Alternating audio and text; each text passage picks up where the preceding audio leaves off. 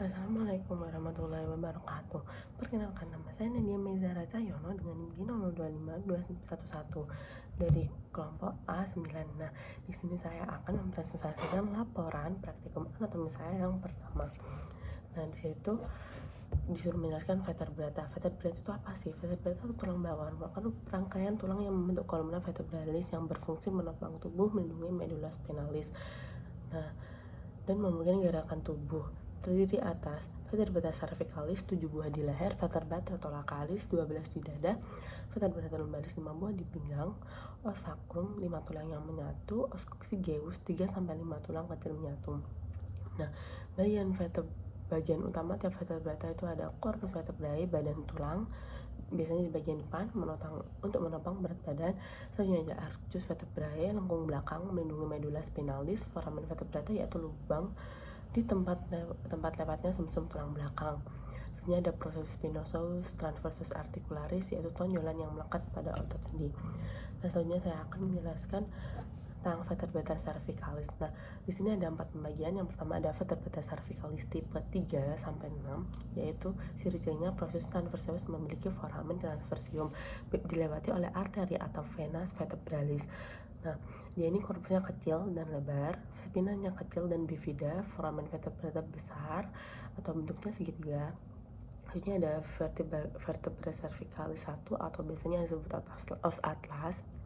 Dia tidak punya korpus dan processus spinous dan memiliki fovea dentis. Selanjutnya ada vertebrata cervical yang kedua atau biasanya disebut os axis. Dia ini memiliki dens, apex dentis dan fascias articularis anterior, proses spinosus besar, kuat dan bifida. Selanjutnya ada vertebra cervicalis yang ketujuh, yaitu proses paling menonjol, proses transversal paling besar, tapi foramennya kecil, hanya dilewati oleh vena vertebratalis. Nah, selanjutnya ada vertebrata thoracicae. Nah, ciri-cirinya itu seperti jantung, foramen vertebratanya kecil dan bulat, dilewati oleh proses spinos panjang dan miring. Nah, proses transversus ini dibagi menjadi 3 tonjolan. Yang pertama ada tuberculum superior, tuberculum inferior, dan tuberculum lateralis. Nah, selanjutnya ada vertebrata lumbalis. Nah, bentuknya dia tuh seperti ginjal, tidak memiliki foramen transversium, foramen vertebratanya seperti segitiga, pedicellus kuat, lamina tebal. Nah, khusus di vertebrata lumbalis 5 memiliki proses spinosus kecil, bagian ventral corpus lebih rendah dari bagian dorsal dan kadang melekat pada sacrum. Pada vertebrata lumbalis 5 ini juga terdapat perakatan ligamentum namanya ligamentum ilioiumbalis.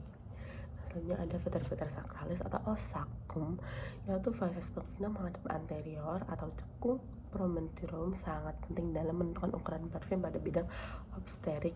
Foramina sacralis anterior dividat foramen intervertebralis dilewati oleh ramia anterior nervus sacralis dan arteri sacralis lateralis. Linea transversum dividat discus intervertebralis. Nah, masih di os sacrum, facies articularis asis sacri merupakan suatu dataran sendi yang nantinya akan bersendi pada facies articularis oculi untuk membentuk articularis sacroiliaca.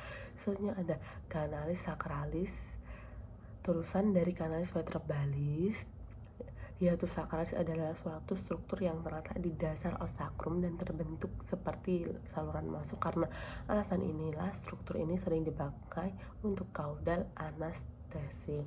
Nah, selanjutnya ada vertebrae coccygeus.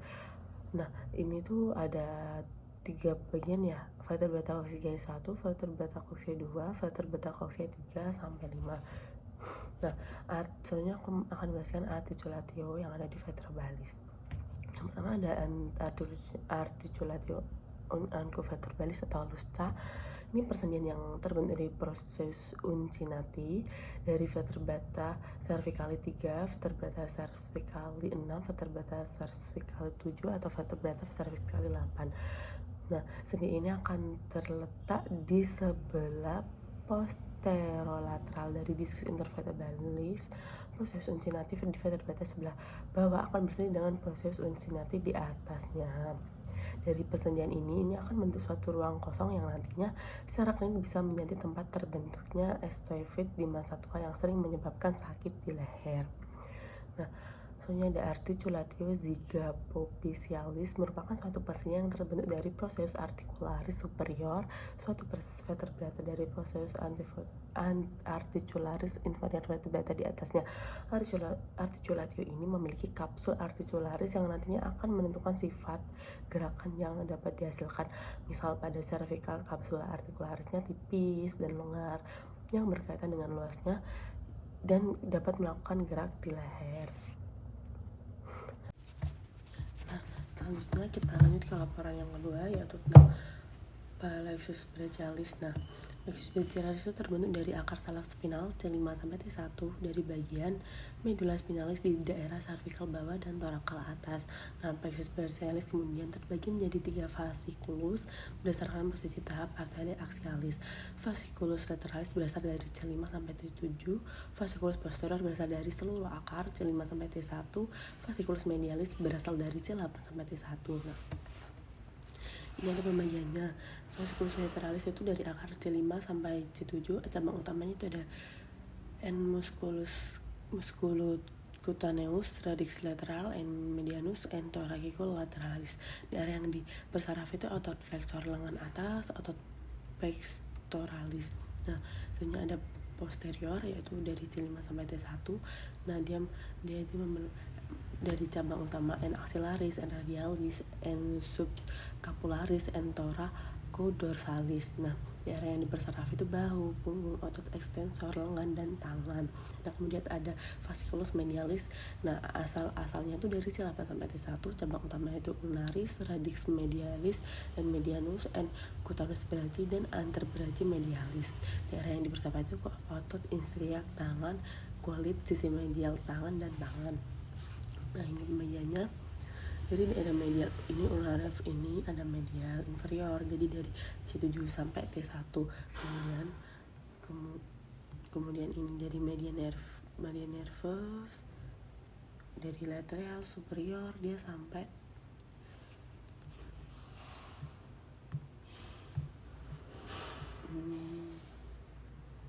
Nah, kemudian ada axilla nerve ini dari posterior ke medial, ini dari C5 sampai C7.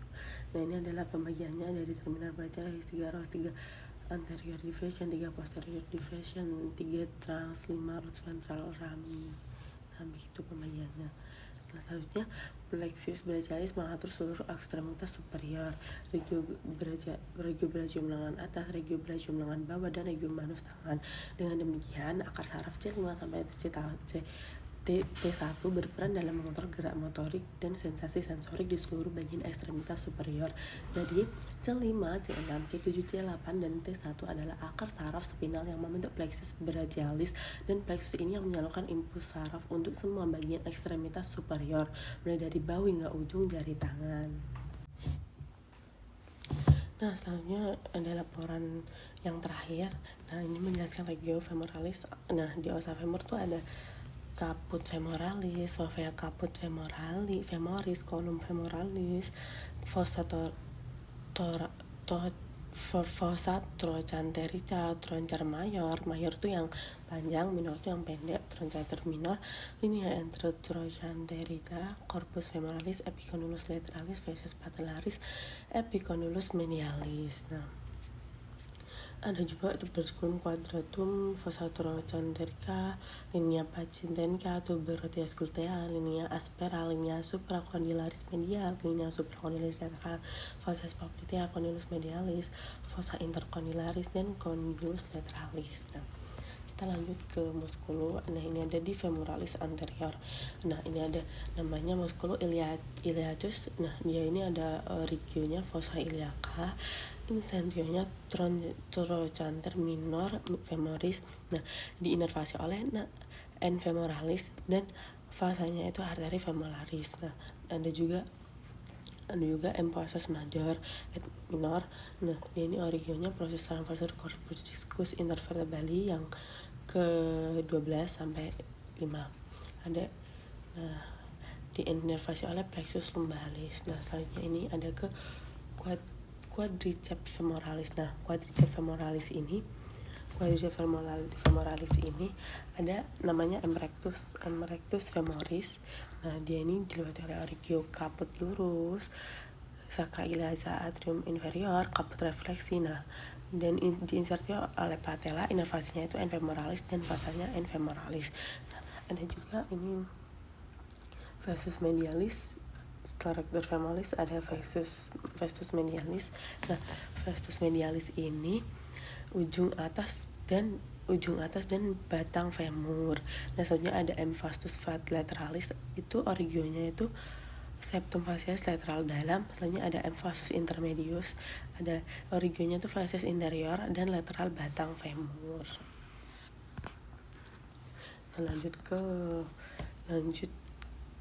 Nah, lanjut ke M sartorius. Nah, M sartorius itu origionya itu sacrum iliaca anterior superior. Nah, insertionya itu condylus medialis os tibiae, inervasinya tuh infemoralis dan fasanya itu arteri femoralis. Nah, terus ada musculi tensor fascia latea. Nah, dia ini origionya sacroiliaca anterior superior, diinsertio oleh condylus lateralis os tibia melalui tractus iliotibialis. Nah, inervasinya itu gluteus sub dan fasanya itu diarteri oleh circumflexa femoris lateralis. Nah, selanjutnya ini ada regio femoralis medial. Nah, regio femoralis medial itu yang pertama itu musculo gracialis, diorigio oleh ramus inferior osis pubis, ramus osis ischi. Nah, insersionya itu ada di fascia media pars superior corpus tibia dan inervasinya itu oleh nervus obturatorius dan fungsinya itu buat abduksi tungkai dan atas. Selanjutnya ada M occlutor longus, yaitu origionya corpus osis pubis, insersionya facies posterior femoris dan diinnervasi oleh nervus obturatoris. Nah, fungsinya itu abduksi tungkai atas, eksorotasi tungkai bawah. Selanjutnya ada M abductor brevis. Nah, origionya itu ramus inferior osis pubis. Nah, dia diinsersio oleh sama seperti M occlutor longus dan innervasinya pun juga sama dan fungsi gerakannya pun juga sama. Selanjutnya ada M occlutor manus, diorigio oleh ramus inferior osis pubis, ramus osis ischia, tuber ischiadium. Nah, insersionya oleh fascia posterior femoralis tuberculum, abductorium femoralis. Inervasinya itu ada nervus obturatorius dan nervus ischiadicus. Nah, fungsinya itu juga sama seperti muscul abductor brevis. Selanjutnya itu ada M obturator externus, Nah, origionya itu facies externa membrana obturatoria dan ramus pubis dan istium. Nah, insersionya itu truncator major. Nah, insersinya adalah nervus obturatorius dan fungsinya itu rotasi lateral tungkai atas. Selanjutnya yang terakhir ada musculus pectineus. Nah, origionya itu ramus superior osis pubis. Nah, insersionya itu ujung atas linea aspera batang femur. Inversinya itu nervus femoralis dan fungsinya pun sama seperti musculo obturator externus. Nah, selanjutnya kita ke regio femoral posterior. Nah, di sini tuh ada M biceps, musculo biceps femoris. Nah, dia ini ada caput longum, tuber ischiadium dan caput brevis, linea sapera, linea supra, condylaris, lateral femoralis. Nah, ada lateral caput fibulae, nah, pars tibialis dari nervus ischiadicus dan pars posterius coronum dari nervus ischiadicus. Nah, fungsinya itu untuk fleksi rotasi lateral tungkai bawah dan ekstensi tungkai atas. Nah, selanjutnya ada musculus semitendinosus dan musculus membranosus. Nah, ini itu ada tuber ischiadicum, nah, facies medialis tubuli bagian atas dan condylus medialis tibia. Nah, dia nervus ischiadicus, fungsinya sebagai fleksi tungkai bawah, ekstensi tungkai atas. Nah, ini yang terakhir ini diinervasi. Yang terakhir ini ada inervasinya.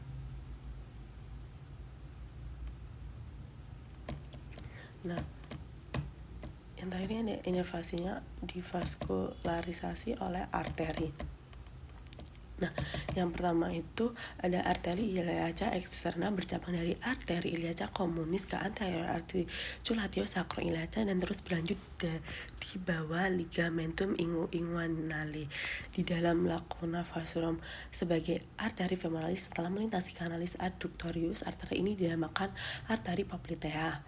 Arteri poplitea berjalan turun di bawah arcus tendinus musculus solei di antara otot-otot flexor superficial dan profundus tungkai, lalu membagi diri menjadi arteri tibialis posterior yang melanjutkan perjalanannya dan arteri tibialis inferior yang menembus membrana interosea cruris untuk mencapai kompartemen extensor anterior. Arteri yang terakhir ini berlanjut sebagai arteri dorsalis pedis di dorsum pedis. Arteri tibialis posterior memberi cabarangan arteri fibularis yang kuat ke malleolus lateralis dan kemudian berlanjut melalui canalis malleolaris di sekitar malleolus medialis untuk mencapai telapak kaki. Di sini arteri tersebut cabang menjadi dua cabang terminal, yaitu arteri plantaris medialis et lateralis. Sekian video laporan dari aku. Mohon maaf apabila